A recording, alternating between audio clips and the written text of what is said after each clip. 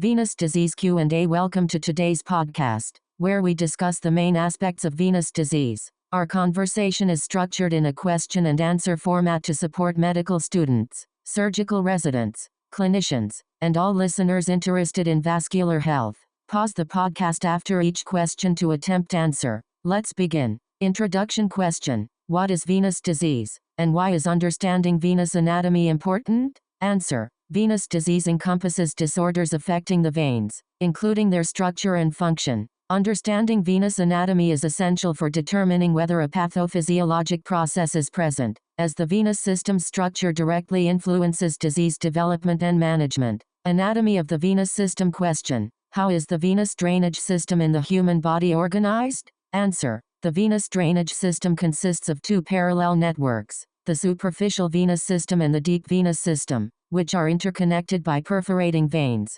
Question: has the nomenclature of the venous system changed in recent years, and if so, how? Answer: the nomenclature of the venous system was revised in the year 2002, with significant changes affecting the terminology of the lower limb venous structures. Superficial venous system question: what is the structure of the superficial venous network in the lower extremity? Answer: the superficial veins of the lower extremity form a network that connects the superficial dorsal veins of the foot with the deep plantar veins, facilitating venous return from the foot to the leg. Question: what is the dorsal venous arch, and what are its connections? Answer: the dorsal venous arch is a structure that receives blood from the dorsal metatarsal veins and connects medially to the great saphenous vein and laterally to the small saphenous vein. Question: where does the great saphenous vein originate, and what is its anatomical course? Answer: the great saphenous vein originates from the dorsal veins of the foot, courses over the medial tibia, and ascends through the thigh,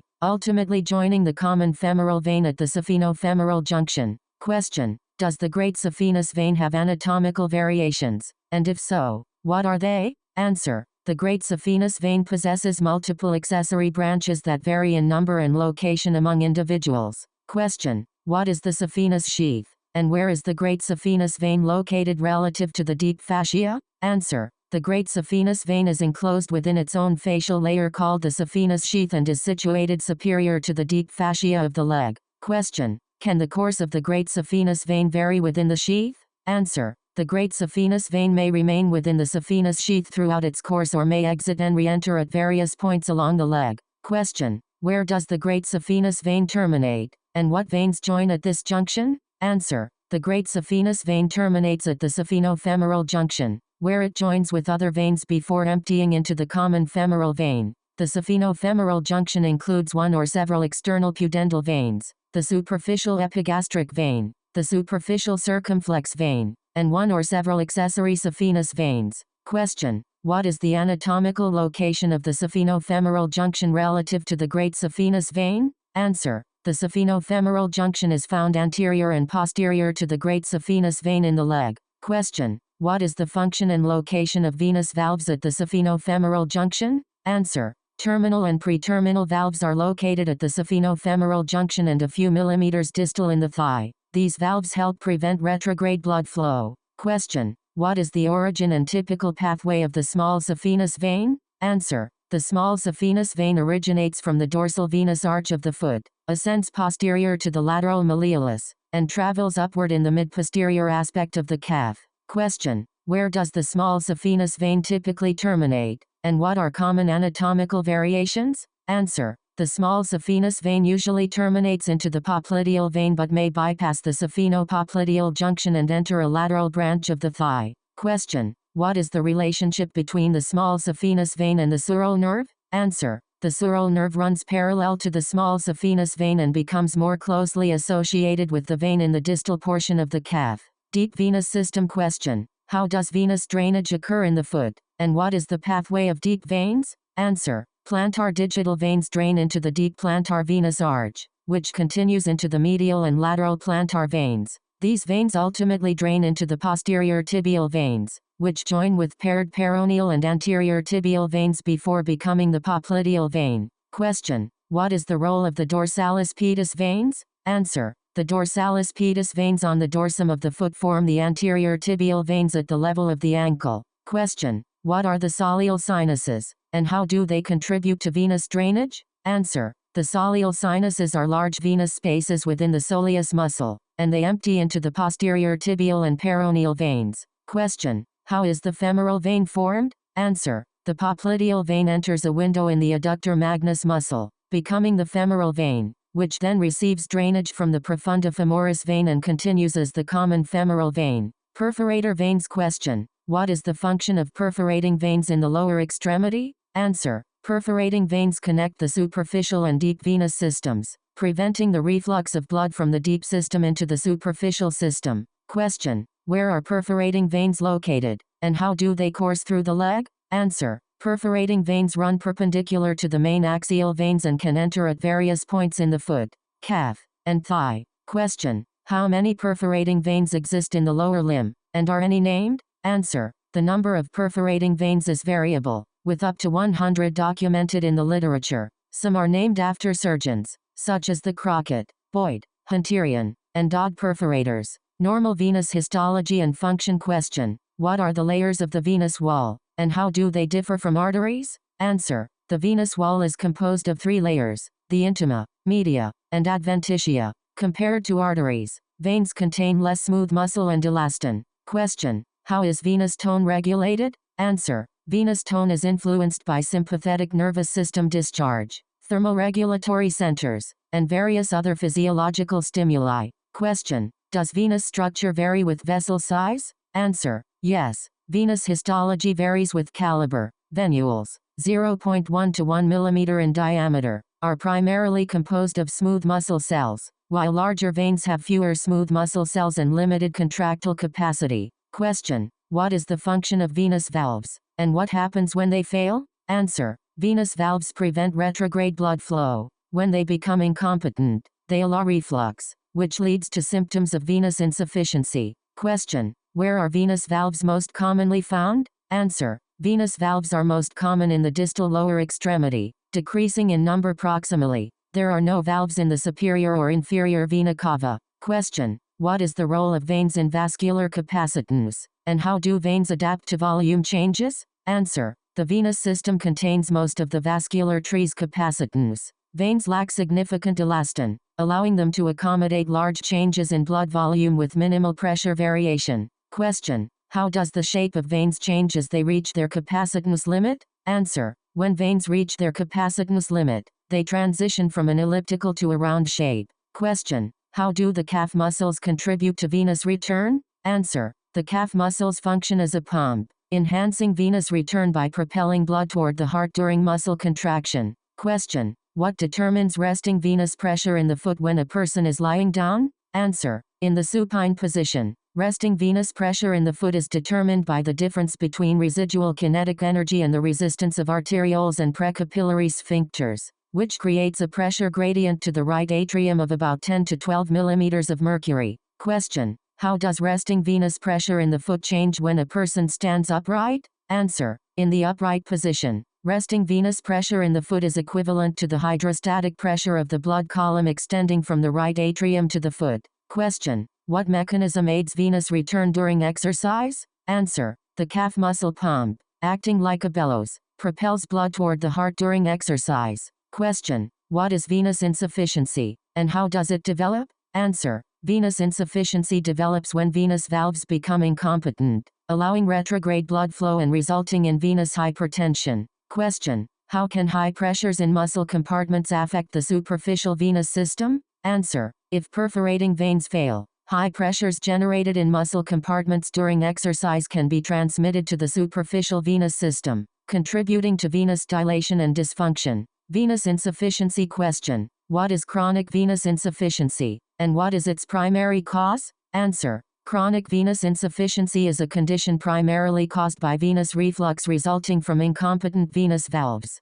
Question. What are the categories of chronic venous insufficiency? Answer. Chronic venous insufficiency can be categorized as congenital, present at birth, primary, of unknown origin, or secondary, as a sequela of prior acute thrombotic events. Question. What are examples of congenital venous insufficiency? Answer. Examples include venous ectasias, absence of venous valves, and syndromes such as Klippel-Trenaunay syndrome. Risk factors. Question. What are the risk factors for developing chronic venous insufficiency? Answer. Risk factors include advancing age, female sex, multiple pregnancies, hereditary factors, history of trauma, prolonged standing, obesity, and a positive family history. Question. How do hormones influence venous function and disease? Answer. Progesterone and estrogen can impact venous function, potentially contributing to the development of varicose veins. Question. Is there a genetic predisposition to varicose vein development?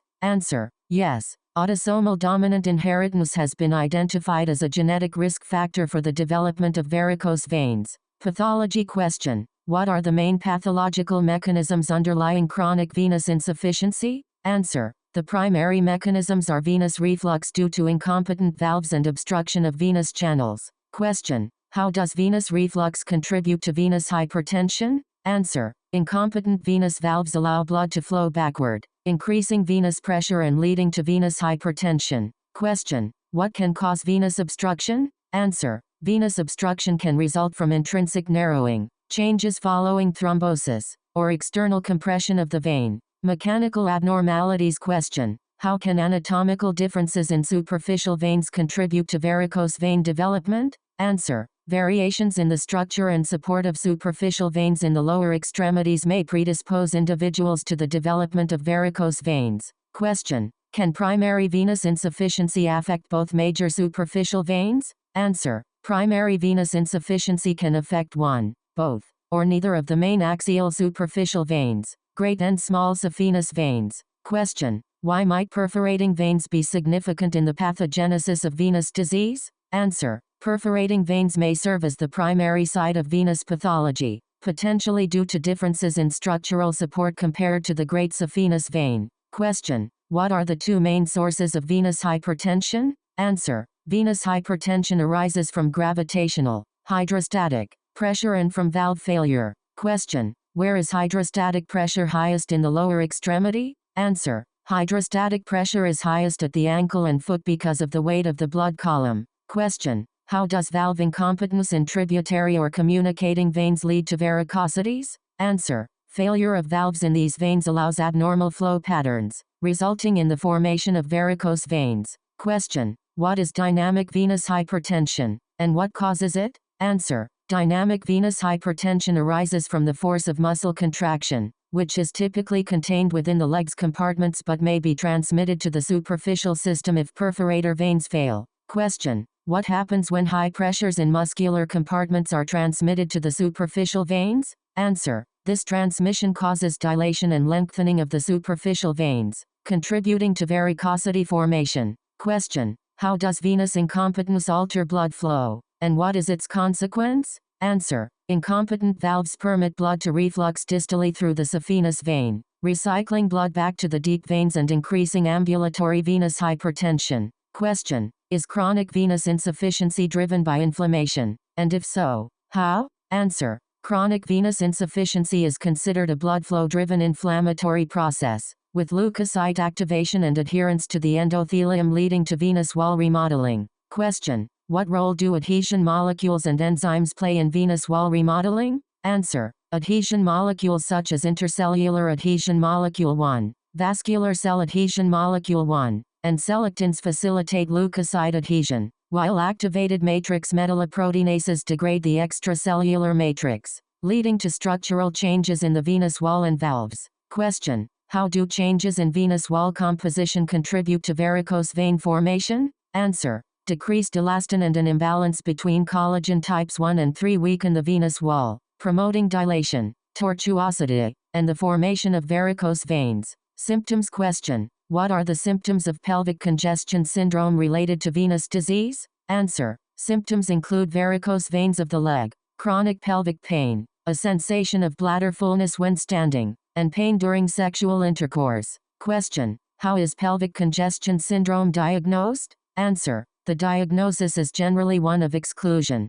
confirmed by magnetic resonance venous imaging or conventional pelvic venography. Question. What are the typical patient demographics for pelvic congestion syndrome? Answer. Multiparous female patients in their childbearing years are most commonly affected. Physical examination. Question. What should be assessed during arterial circulation examination in patients with suspected venous disease? Answer. Palpation of the femoral, popliteal, dorsalis pedis, and posterior tibial pulses should be performed. Question. How should the venous system be examined physically? Answer. Venous assessment should be conducted in both standing and supine positions, ideally in a well-lit and warm room. Question. What does palpable grates of venous veins in the standing position suggest? Answer. Palpable grates of venous veins in the standing position indicate superficial axial vein incompetence. Question. What are telangiectasias, and how are they identified? Answer. Telangiectasias are very small intradermal venules, commonly known as spider veins, measuring less than 1 mm in diameter. Question. How do reticular varicosities differ from telangiectasias? Answer. Reticular varicosities are similar to telangiectasias but exhibit distinct variations in caliber. Question. How are varicose veins defined compared to reticular varicosities? Answer. Varicose veins are similar to reticular varicosities but are larger, located in subcutaneous tissues, and have diameters greater than 3 mm. Question. What are the characteristics of reticular veins? Answer. Reticular veins are larger than spider veins, found in subdermal or subcutaneous tissue, and have diameters between 1 and 3 mm. Question. What is the significance of axial veins in the superficial venous system? Answer. Axial veins are the largest caliber veins within the superficial venous system. Question. How can the location of varicosities help determine the source of venous disease? Answer. The location of varicosities can indicate the source of the problem, such as an incompetent valve or axial vein. Question. Which veins are most commonly associated with medial thigh and posterior or lateral calf varicosities? Answer. Medial thigh varicose veins often originate from the great saphenous vein, while posterior or lateral calf varicose veins are typically associated with the small saphenous vein. Question. What might varicosities in the scrotum, perineum, or vulva indicate? Answer. Varicosities in these areas can signal underlying conditions such as nutcracker syndrome or pelvic venous insufficiency. Question. Why is physical examination important in the assessment of venous disease? Answer. Physical examination provides crucial information about a patient's venous disease history and may reveal details not captured during the initial history taking. Question. What are the signs of chronic or resolved thrombophlebitis on physical examination? Answer. Signs include partially thrombosed varicosities, brownish discoloration around varicosities or along palpable axial veins, indicating hemosiderin deposition, and palpable segments of axial veins, suggesting partial or complete occlusion. Question. What are the advanced signs of venous insufficiency? Answer. Advanced signs include hyperpigmentation in the lower leg and lipodermatosclerosis. Question. What causes lipodermatosclerosis, and what are its physical findings? Answer. Lipodermatosclerosis is caused by prolonged ambulatory venous hypertension and chronic inflammation. Physical findings include brawny edema of the distal calf, champagne bottle leg, fibrotic and hypertrophic skin, and hyperpigmentation. Advanced lipodermatosclerosis may involve fibrosis of the Achilles tendon, impairing motor function. Question. What is atrophy blanche, and where is it commonly found? Answer. Atrophy blanche refers to an area of pale hue around the medial malleolus, often mistaken for a healed ulcer. Question. Where do venous ulcers typically appear? Answer. Venous ulcers usually appear at the medial malleolus but not in the mid to distal foot.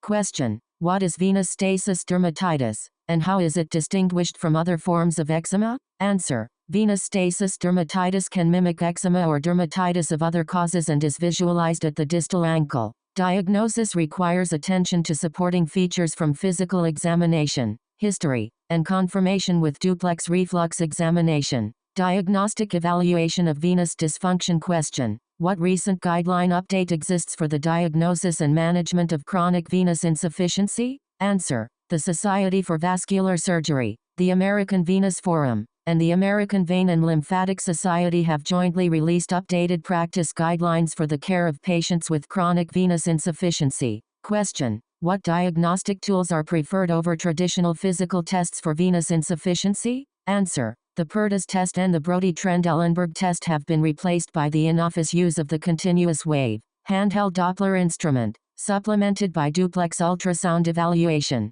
Question. What is the role of the handheld Doppler instrument in venous assessment? Answer. The handheld Doppler instrument is used to identify incompetent valves in specific locations but is not used to locate perforating veins. Question. What is the imaging modality of choice for evaluating lower extremity venous insufficiency? Answer. Duplex ultrasound imaging is the preferred method, as it provides detailed visualization of both superficial and deep veins, allowing for precise identification of refluxing veins. Question. What components should be assessed during a duplex examination? Answer. The guidelines recommend assessing vein visibility, compressibility, venous flow, and augmentation during a duplex examination. Question. What patient position is optimal for venous reflux evaluation by duplex ultrasound? Answer. Venous reflux assessment should be performed with the patient standing or in a markedly trunk-elevated position. Question. Why is the Valsalva maneuver performed during duplex evaluation? Answer. The Valsalva maneuver is used to examine the proximal extremity, thigh and groin, for reflux by increasing intra-abdominal pressure. Question. What duration of reflux is considered significant in axial and femoropopliteal veins? Answer. Significant reflux is defined as 500 milliseconds or longer in axial veins and 1000 milliseconds or longer in femoropopliteal veins. Question. How is significant perforator vein reflux defined? Answer. Significant perforator reflux is indicated by a diameter exceeding 3.5 mm and a reflux time of 350 milliseconds or longer. Phlebography and venography. Question. When is phlebography indicated in the evaluation of venous insufficiency? Answer. Phlebography is generally unnecessary for primary venous insufficiency but is useful for evaluating secondary cases, such as those with suspected thrombotic disease. Question. What are the differences between ascending and descending phlebography? Answer.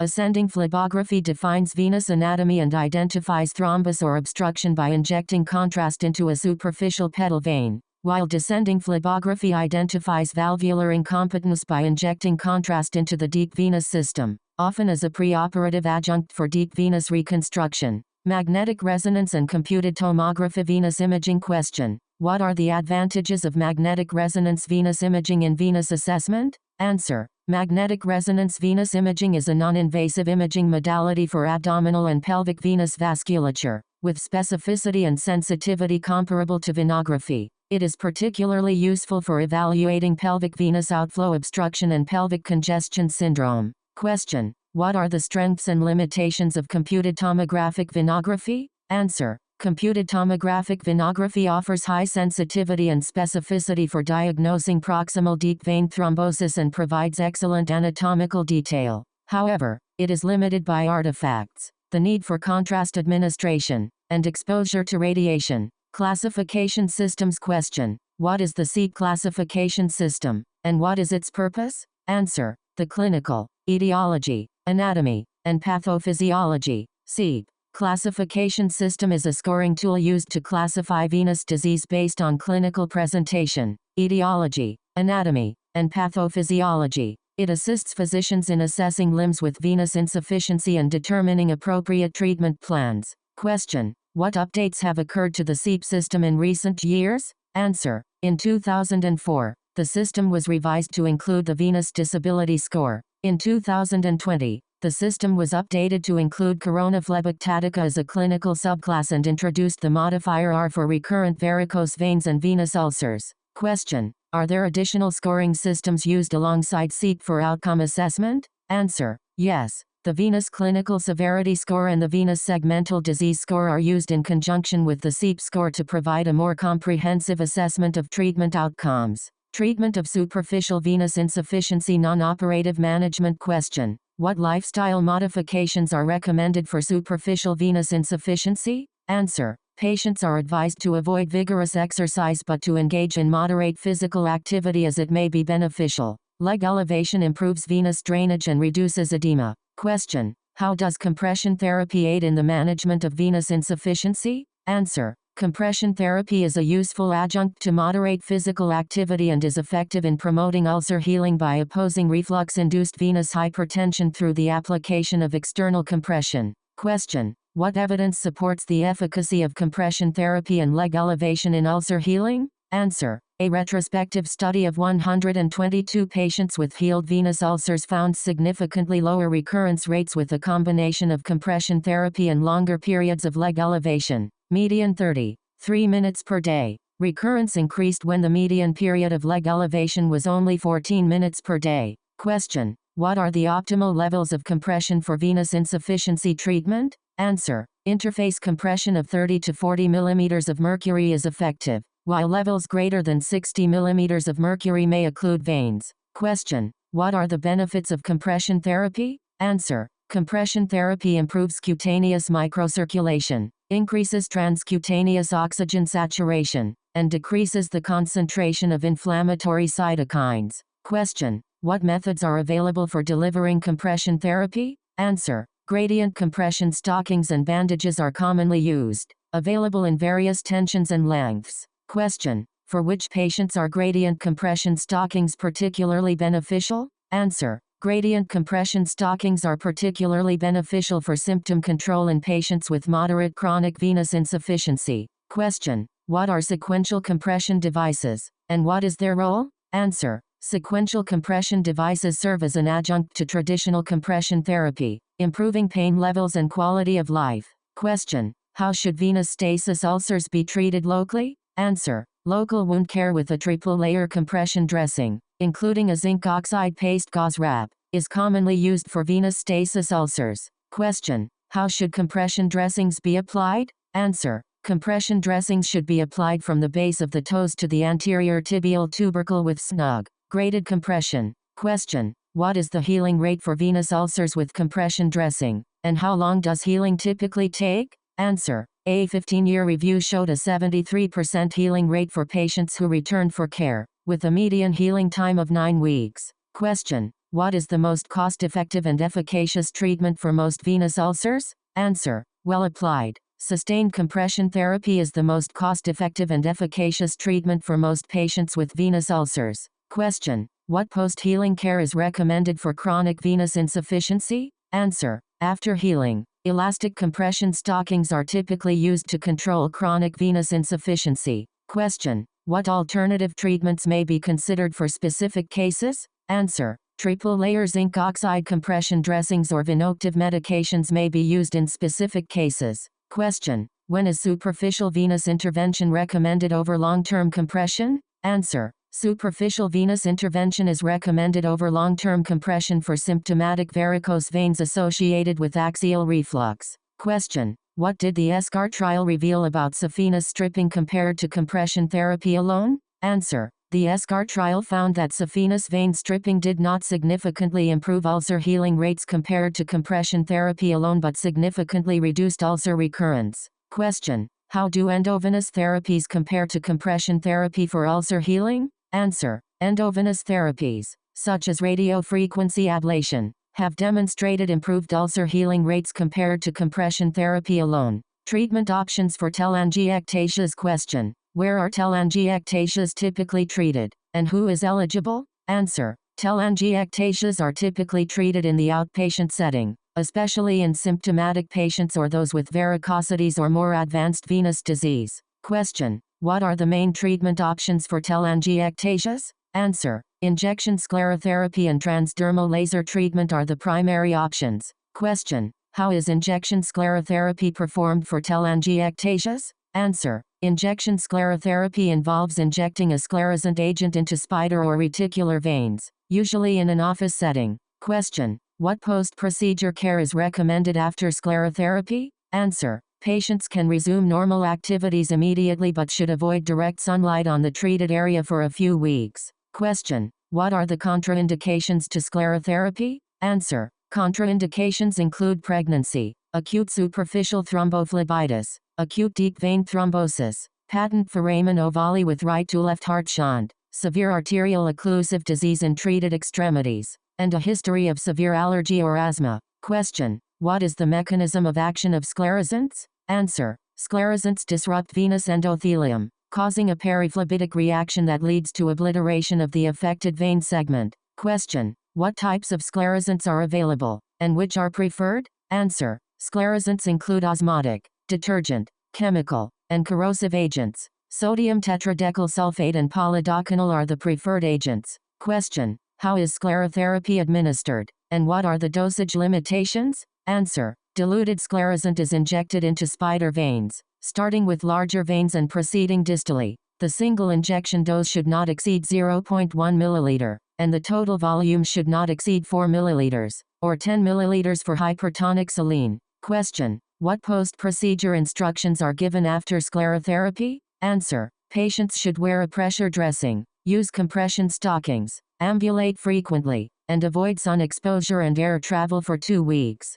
Question: what complications can arise from sclerotherapy? Answer: complications include hyperpigmentation, venous matting, post-sclerotherapy necrosis, allergic reactions, and recurrence of spider veins. Question: which laser is most effective for treating spider telangiectasias, and how does its pain compare to sclerotherapy? Answer: the neodymium-doped yttrium aluminum garnet laser with a wavelength of 1064 nanometers is most effective. Laser therapy is generally more painful than injection sclerotherapy. Question: can laser therapy and sclerotherapy be combined? Answer: yes. Laser therapy is often used in conjunction with injection sclerotherapy to treat both feeding venules and smaller branches. Surgery for axial venous incompetence. Question: what are the classic surgical techniques for treating superficial axial venous reflux? Answer: surgeons have developed saphenous vein invagination, stripping, and high ligation to treat superficial axial venous reflux.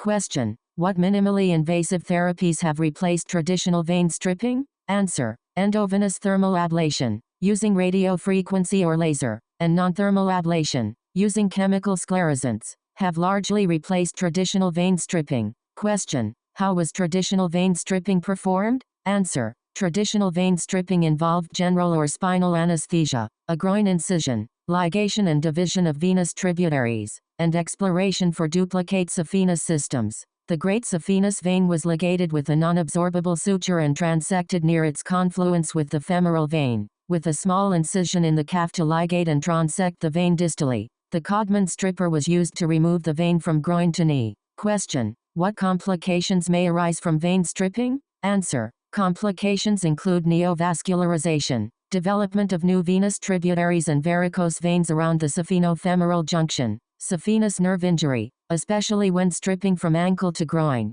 and sural nerve injury, particularly with small saphenous vein stripping. Question: what is neovascularization, and how common is it after vein stripping? Answer: neovascularization involves the development of new venous tributaries and varicose veins around the previously ligated and divided saphenofemoral junction, occurring in over 30% of cases after high ligation and stripping of the great saphenous vein. Question: how is neovascularization monitored? Answer: periodic duplex ultrasound examination is used to monitor for neovascularization. Question: how can the risk of nerve injury be minimized during vein stripping? Answer: stripping the great saphenous vein from knee to thigh reduces the risk of nerve injury, as the nerve and vein are more separated in the thigh. Endovenous thermal and non-thermal ablation. Question: how has percutaneous endovenous ablation changed the treatment of superficial venous insufficiency? Answer: percutaneous endovenous ablation has revolutionized treatment, offering a minimally invasive alternative to surgical vein stripping,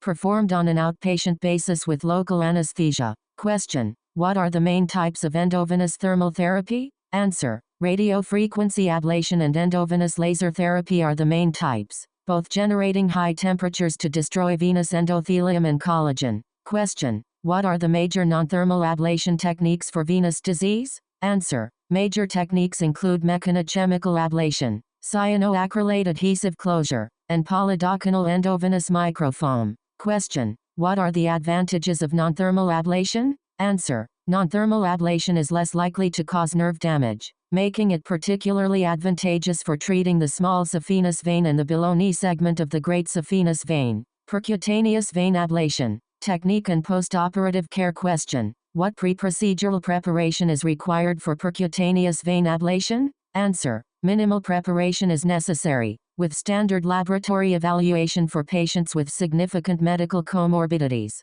Question: should anticoagulation and antiplatelet medications be stopped before vein ablation? Answer: patients on anticoagulation should continue their regimen, and all antiplatelet medications can be continued throughout the procedure. Question: are antibiotics or deep vein thrombosis prophylaxis routinely administered? Answer: prophylactic antibiotics are not routinely administered, and guidelines for deep vein thrombosis prophylaxis are unclear. Question: what anesthesia options are available for percutaneous vein ablation? Answer: options range from local injections to conscious sedation, with minimal anesthesia using tumescent infusion around the great saphenous vein, often sufficient for office-based procedures. Question: what factors influence the choice of anesthesia? Answer: the choice depends on patient and physician preferences, available resources, and the practice environment. Question: why is venous duplex ultrasound essential before endovenous ablation? Answer: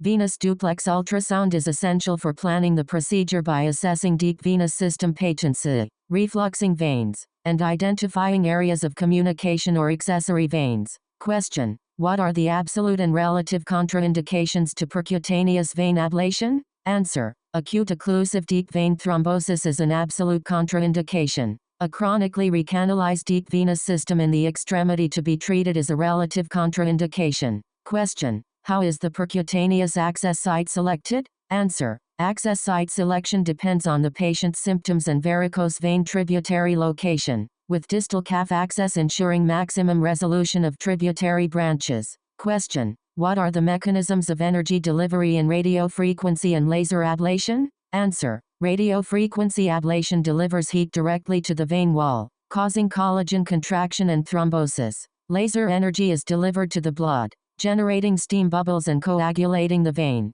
Question: how is the patient positioned for percutaneous vein ablation? Answer: the patient is positioned with external rotation and slight knee flexion, sometimes using a pillow for support. The reverse Trendelenburg position may aid vein dilation. Question: how is ultrasound used during percutaneous vein ablation? Answer: ultrasound is used to re-examine the vein for dilation or tortuosity and to guide the needle into the vein for percutaneous access. Question: where is the ablation catheter placed relative to the saphenofemoral junction? Answer: the ablation catheter is positioned 2 to 3 cm distal to the saphenofemoral junction to prevent heat transmission into the femoral vein. Question: what is the composition and purpose of tumescent anesthesia? Answer: tumescent anesthesia contains lidocaine, epinephrine, and sodium bicarbonate diluted with lactated Ringer solution or normal saline. It provides anesthesia, compresses veins, and protects surrounding tissues during the procedure. Question: how is tumescent anesthesia administered? Answer: it is administered from distal to proximal, guided by real-time ultrasound using a 21 to 25 gauge needle, with the patient in the Trendelenburg position. Question: what is the goal of tumescent anesthesia application? Answer: the goal is to create a 10 mm halo around the vein along its entire course. Question: how is energy applied during percutaneous ablation? Answer: radiofrequency or laser energy is applied to the vein segment by activating and slowly withdrawing the catheter. Question: what post-procedure imaging is recommended? Answer: after sheath and catheter removal, ultrasound imaging is used to confirm vein patency and occlusion. Color Doppler imaging is crucial for assessing patency due to distortion from ablation and anesthesia. Question: what post-procedure care is recommended after percutaneous ablation? Answer: a layered compression dressing or a 20 to 30 mm of mercury compression stocking is applied.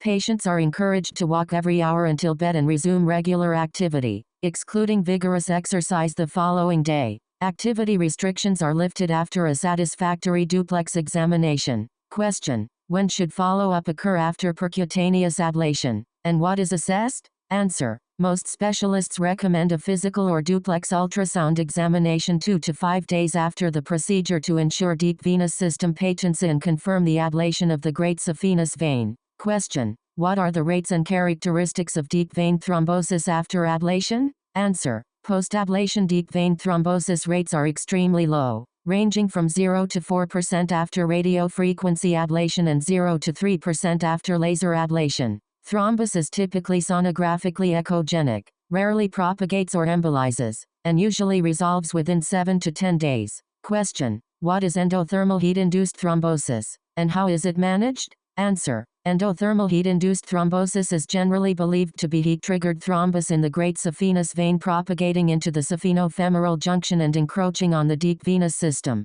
Class 1 and 2 are usually not treated. Class 3 often requires anticoagulation, and Class 4 requires a 3-month course of anticoagulation. Question. How do radiofrequency ablation and laser ablation compare in terms of outcomes? Answer. Randomized studies show few differences in outcomes between radiofrequency ablation and laser ablation, though laser ablation may cause slightly more discomfort in the very early post-procedure period. Non-thermal ablation and future modalities for axial vein incompetence. Question. What are the main non-thermal ablation techniques for venous insufficiency, and where are they performed? Answer. Mechanochemical ablation, cyanoacrylate adhesive closure, and polydocanal endovenous microfoam are ultrasound-guided techniques that do not require tumescence and are often performed in outpatient clinics. Question. How does mechanochemical ablation work? Answer. Mechanochemical ablation uses a catheter that combines chemical vein destruction, a rotating wire, and liquid sclerosant infusion to achieve vein closure.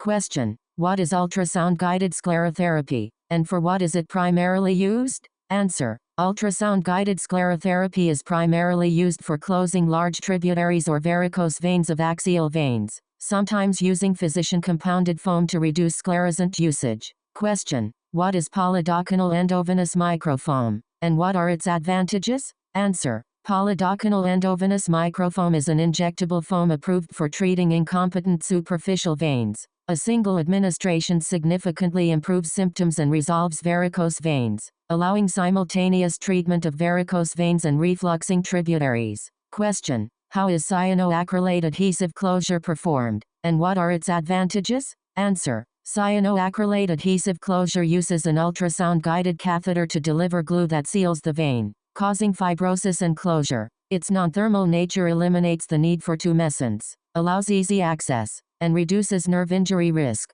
Question. What are the potential risks of cyanoacrylate adhesive closure? Answer. Allergic reactions to the adhesive, ranging from mild inflammation to tissue necrosis, have been reported. Treatment of branch varicosities. Question. What techniques are available for treating branch varicosities? Answer. Conventional stab phlebectomy, powered phlebectomy, and foam sclerotherapy are commonly used techniques. Stab phlebectomy. Question. How is ambulatory phlebectomy performed? Answer. Ambulatory phlebectomy uses a stab avulsion technique, making 1 mm incisions and retrieving veins with a hook. Question. What is the postoperative care following stab phlebectomy? Answer. Patients are instructed to ambulate on the day of surgery and wear compression stockings for 2 weeks. Various anesthetic methods may be used. Question. What are the complications of stab phlebectomy? Answer. Bleeding, infection, paresthesia, phlebitis, and recurrence are possible complications.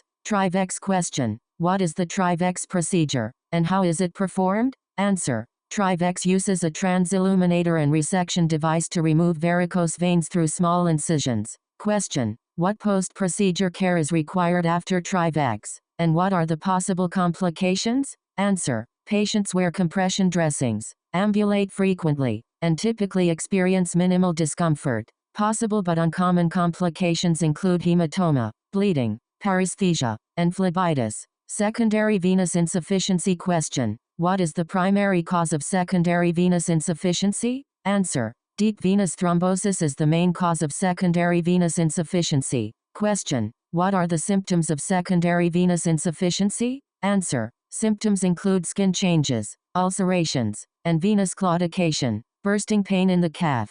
Question. What are the treatment options for secondary venous insufficiency? Answer. Treatment includes conservative measures, similar to primary insufficiency but with higher grade compression, interventional treatment targeting both superficial and deep systems, and comprehensive deep venous system diagnosis for possible surgical or endovenous reconstruction. Surgery for deep venous insufficiency. Question. What diagnostic studies are used to guide therapy for deep venous insufficiency? Answer. Diagnostic studies reveal patterns of venous reflux or occlusion, guiding specific therapy. Duplex ultrasound imaging is sufficient for detecting reflux, especially when the patient is standing. Question. Is additional testing always necessary before superficial venous ablation? Answer. Additional testing may not be necessary beyond the handheld Doppler if superficial venous ablation is planned. Question: can superficial reflux be the only abnormality in advanced chronic venous stasis?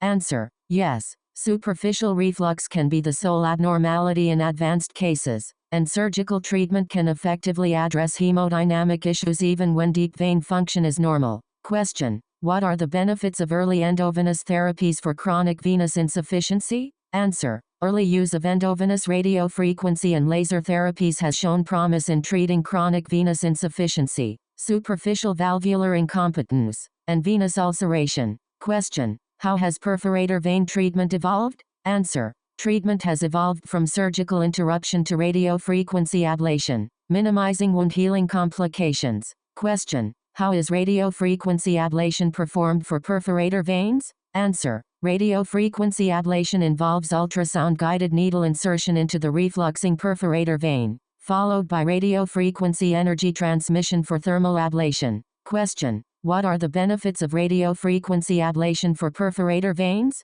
Answer: radiofrequency ablation yields promising results in wound healing, especially for perforator veins under ulcer beds, and avoids incision-related complications. Chronic venous insufficiency. Question: what is the role of leukocyte activation in chronic venous insufficiency? Answer: leukocytes activated in the cutaneous microcirculation during venous stasis are crucial to the development of skin changes in chronic venous insufficiency. Question: what evidence supports the leukocyte hypothesis in chronic venous insufficiency? Answer: studies consistently show leukocyte activation, including increased adhesion marker presence and production of degranulation enzymes and oxygen-free radicals. Question: how has the management of chronic venous insufficiency shifted in recent years? Answer: minimally invasive endovenous management has shifted treatment from the operating room to outpatient offices. Question: why is understanding the pathophysiology of chronic venous insufficiency important for clinicians?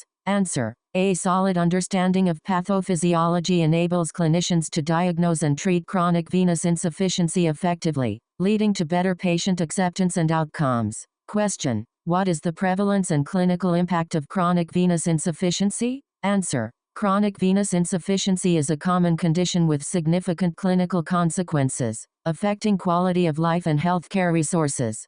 Thanks for tuning in. If you enjoy our content, please like, share and hit the subscribe button. It's the Everything Surgery Podcast. Dissect the extraordinary.